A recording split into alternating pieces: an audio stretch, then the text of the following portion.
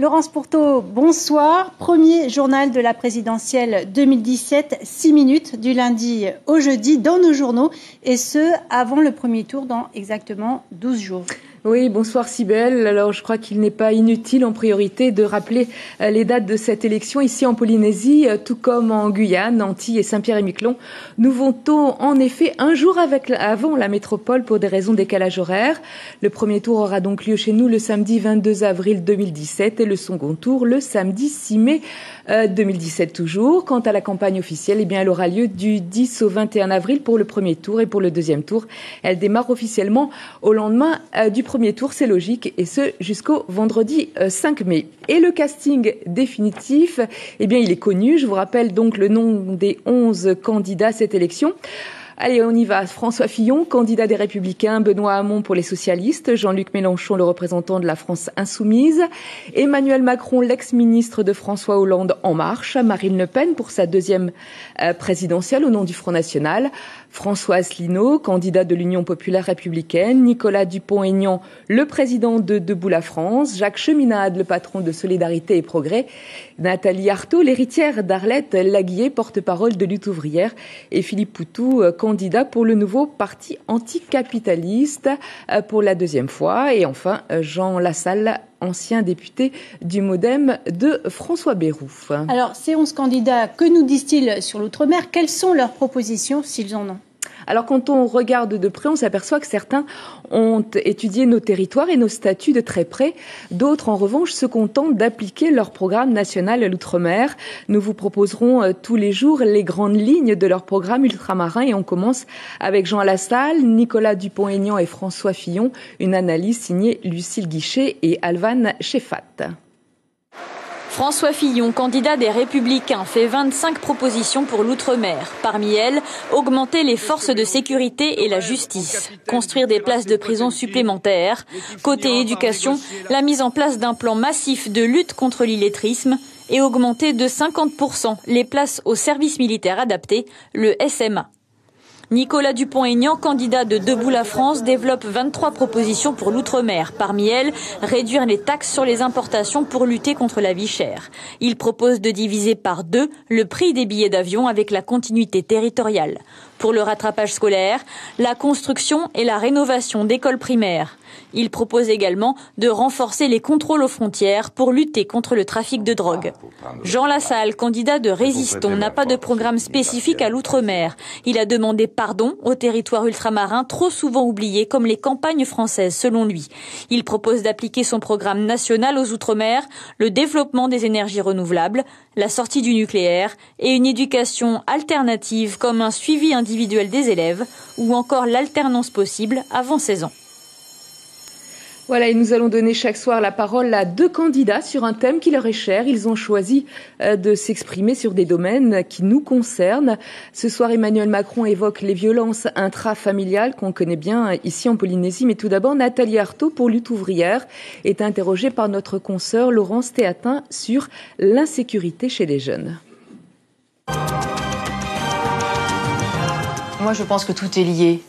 Vous savez, la société, elle est en train de se déliter sous le coup du chômage de masse qui tend les relations entre les hommes et les femmes, qui pousse au chacun pour soi. Moi, je crois qu'il faut effectivement permettre à cette jeunesse d'accéder à une éducation correcte et lui donner ses droits, c'est-à-dire le droit d'accéder à un emploi, d'avoir un avenir, de pouvoir prendre sa place. Le pire, c'est le silence familial. Et ça n'est pas propre d'ailleurs des territoires ultramarins. Il y a en métropole énormément de cas similaires également. Et donc, c'est de le dénoncer comme une violence qui est anormale. Ensuite, c'est de généraliser des numéros d'urgence pour que la personne battue puisse justement appeler les secours. Et ensuite, c'est d'avoir une vraie réponse en termes policiers et pénals pour empêcher ces derniers. Voilà, et on retrouvera chaque soir un extrait d'un thème cher à ces 11 candidats. Alors voilà pour les programmes de ces candidats. On reproche beaucoup aux ténors politiques d'être très loin, si belles, des préoccupations de la population. Alors justement, que pensent les Polynésiens de cette élection présidentielle? Et vous étiez il y a quelques jours aux Australes.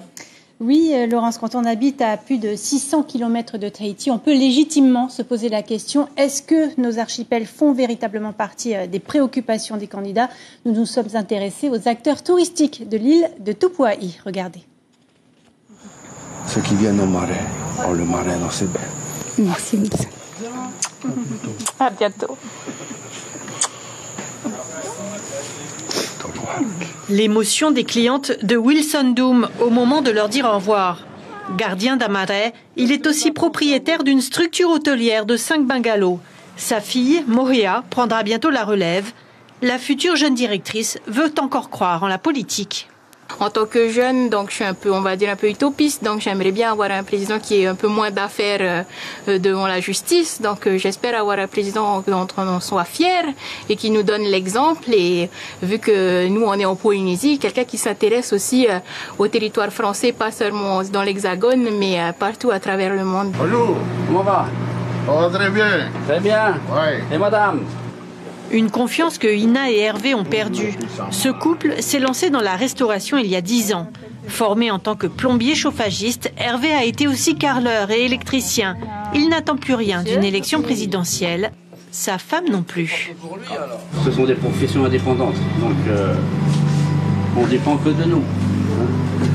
Donc il n'y aura rien à attendre que ce soit l'un ou l'autre. Vous allez quand même voter Ah ben bien sûr, moi je vais voter. Politique, que ce soit maire, président, quoi que ce soit, j'en ai pas dessus la tête. C'est toujours la même chose à chaque fois. Et quand ils sont sur le siège, on attend quelque chose venant de leur part. Pendant 5 ans, il n'y a toujours rien.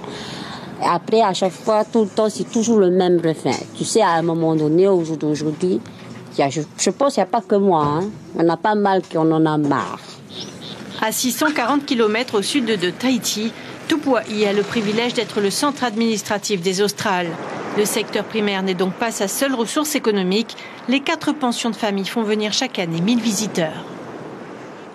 Allez, on passe au sondage du jour. À 12 jours du premier tour, Jean-Luc Mélenchon ne cesse de grimper. Dans une étude Kantar Sofray, selon France TV Info, publiée hier, le candidat de la France insoumise est crédité de 18% des intentions de vote. C'est la première fois qu'une étude le donne devant François Fillon, qui doit se contenter de 17%.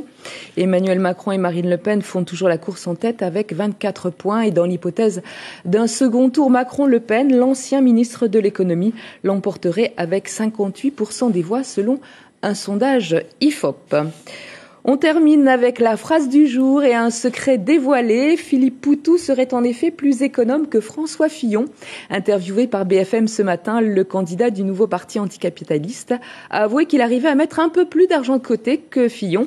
Il a même ajouté que ça n'était pas beaucoup, mais qu'il avait la chance d'avoir à peu près 2000 € par mois de salaire. Pour rappel, il y a quelques jours, François Fillon avait affirmé qu'il n'arrivait pas à économiser chaque mois avec plus de 20 000 € de revenus mensuel. Voilà, on referme ainsi ce premier journal des présidentielles 2017. À demain, Cybèle. Merci beaucoup, Laurence. À demain.